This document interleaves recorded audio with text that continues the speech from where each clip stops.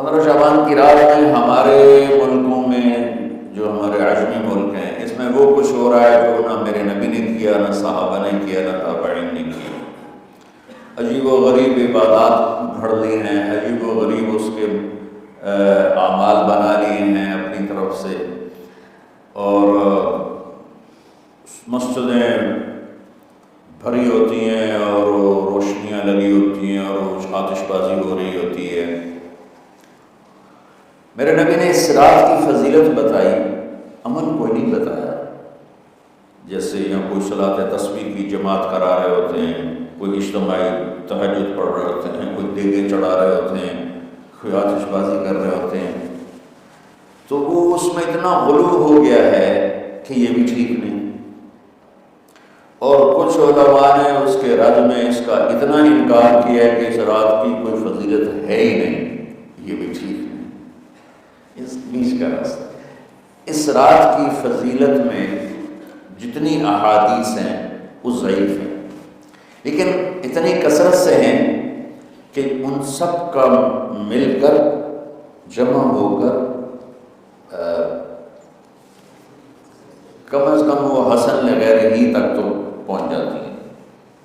اور ابن عثیمین رحمۃ اللہ علیہ نے یہ لکھا ہے کہ زیادہ سے زیادہ ان احادیث کے مجموعے سے، چونکہ اگرچہ ضعیف ہیں لیکن کافی زیادہ ہیں، تو وہ حسن لغیر ہی تک پہنچ جاتی ہیں۔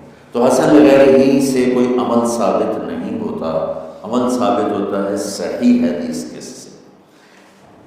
ایک احادیث کی کثرت سے روایات اور ایک امت کا عمل، کہ امت کا بہت بڑا طبقہ صدیوں سے اس رات کا اہتمام کر رہا ہے، لیکن کچھ عرصہ پہلے تک اہتمام تھا دن میں روزہ رکھنا، رات کو نوافل پڑھ لینا، کوئی 2-4 زیادہ پڑھ لینا، لیکن اب یہ ڈھول تماشے جو اب شروع ہوا ہے اس کا تو کوئی وجود ہی کوئی نہیں ہے۔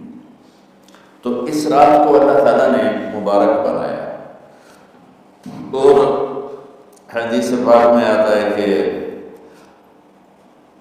اللہ تعالیٰ اس رات میں ساری دنیا کے لوگوں کی بخشش فرماتا ہے سوائے 5 آدمیوں کے، 5 کے سوا سب اہل ایمان کی بخشش ہو جاتی ہے۔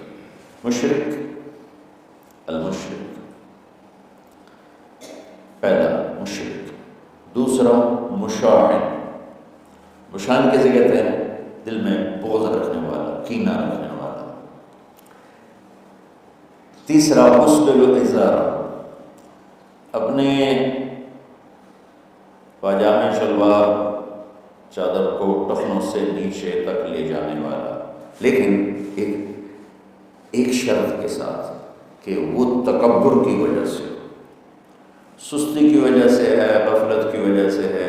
چونکہ جب آپ نے ایک مرتبہ اس کے بارے میں بات کی تو حضرت ابوبکر صدیق نے کہا یا رسول اللہ میری چادر، عرب چادر باندھتے تھے، جیسے ہمارے پنجاب کا لباس چادر تھا، اب وہ کم ہو گئے، ہماری تو بزرگ عورتیں بھی اور مرد بھی سب چادر باندھتے تھے، شلوار تو کسی کو پتہ ہی نہیں ہوتا تھا ہمارے بچپن میں۔ یہ تو پھر آہستہ آہستہ جب تعلیم آئی تو شلوار دیہاتوں میں بھی اور شہروں میں عام ہو گئی۔ تو اگر وہ اس لیے لٹکا رہا ہے کہ طبیعت میں تکبر ہے، پھر اس وعید کا وہ حقدار۔ اگر ویسے اس کی نیچے جا رہی ہے تو میرا مالک ایسا، وہ تو ہے ہی رحیم و کریم، ہے ہی رحیم و کریم، ہے ہی رحیم و کریم، صرف شلوار نیچے لٹکانے سے وہ اتنی شدید سزا دے، اگر اس کے پیچھے تکبر ہے، پھر ہے ہی، تکبر نہیں ہے تو انشاءاللہ وہ اس سے معفو ہو۔ تو اپنی چادر کو لٹکانے والا، لیکن بشرط تکبر، کتنے ہو گئے؟ آپ والدین، ماں باپ کا نافرمان، نافرمان ایسا کہ دکھ دینے والا، چھوٹی موٹی اونچ نیچ تو ہر بچے سے ہو جاتی ہے، نہیں جن نے والدین کو ٹکڑے ٹکڑے کر دیا اور ان کو دکھ دے دے دے دے کے ان کا سینہ چیر دیا ہو، چونکہ آپ کہتے ہیں پرزے کرنا کسی چیز کی، تو اپنے دکھ دے کر اپنی بدتمیزی کے ساتھ اس نے ماں باپ کا دل زخمی کر دیا ہو، ایک یہ نہیں معاف ہوتا۔ 5واں مدمن خمر، مسلسل شراب پینے والا، مستقل جو شراب کا عادی ہو، ان 5 کو مؤخر کر دیا جاتا ہے۔ معافی نہیں ہونے کا مطلب یہ نہیں کہ اللہ تعالیٰ کبھی معاف نہیں کرے گا۔ معافی نہ ہونے کا مطلب یہ ہے کہ یہ 5 ایسے گناہ ہیں کہ اس کی وجہ سے بخشش رک جاتی ہے۔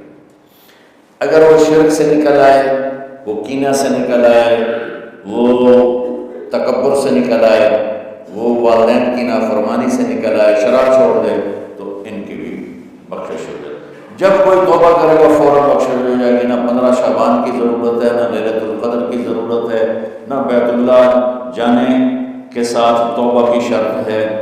جہاں بھی وہ بیٹھ کے توبہ کرے گا، جس لمحے میں کرے گا، اسی وقت اس کی توبہ قبول ہوگی اور اللہ اس کے پچھلے سارے گناہوں کو معاف فرما دے گا۔ دن کا روزہ، رات کا قیام، زیادہ سے زیادہ دن۔ قیام سے مراد نوافل ہیں، کوئی گھر میں پڑھ لے، کوئی مسجد میں پڑھ لے۔ نوافل، نفلی عبادات گھر میں ہی افضل ہوتی ہیں۔ میرے نبی سنتیں ہمیشہ گھر سے پڑھ کے آتے تھے۔ تہجد اپنے گھر میں پڑھتے تھے، مسجد میں نہیں پڑھتے تھے، سوائے اعتکاف کے آپ اپنے نوافل سنتیں سب گھر میں پڑھتے تھے اور مسجد میں صرف فرض آ کے ادا فرماتے تھے، اور اس کے بعد بیٹھنا ہوتا تھا تو بیٹھ جاتے تھے، اٹھنا ہوتا تھا تو اٹھ جاتے تھے۔ تو اعتدال اللہ کو ہر چیز میں پسند ہے۔ دنیا جو مختصر ہے اس میں کیسے پسند نہیں ہوتی؟ آخرت جیسے معاملے میں بھی اللہ ہم سے کہہ رہا ہے اعتدال، امتاً وسطا۔ ایسے عیسائیوں کی طرح ترک دنیا بھی نہ کرو، یہودیوں کی طرح دنیا کے پیچھے نہ پڑ جاؤ، رزق کے حلال بھی کماؤ، اپنے بچوں کو بھی دیکھو، اپنے فرائض کو بھی دیکھو جو دنیاوی ہیں، اور اللہ سے بھی اپنا معاملہ ٹھیک کرو اور درست کرو۔ بعد کے زمانے میں صحابہ کے بعد سے ہی ایک انتہا پسندی امت میں آئی، ساری رات جاگنا۔